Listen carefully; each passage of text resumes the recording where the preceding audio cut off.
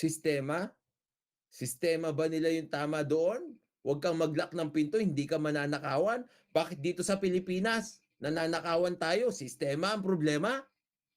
Naka-lock na nga yung pinto natin, naka-jealousy pa nga tayo. Triple-triple na nga yung lock mo, nananakawan ka pa rin. Sistema ang problema? My goodness, kahit baguhin mo yung sistema, 'pag inupo mo korap pa rin, magnanakaw pa rin, mananakawan ka pa rin, syonga. Wala namang perpektong sistema, walang perpektong gobyerno, walang perpektong batas, walang perpektong kahit ano.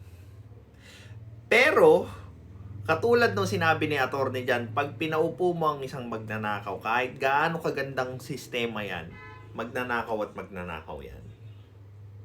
And to make things worse, election pa lang, hindi na sila makasunod sa rules. Campaigning, nagvo-vote buying, at kung ano-ano pang mali.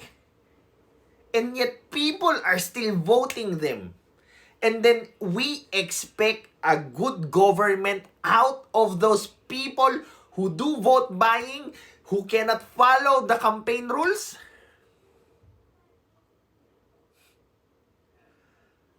I mean, come on!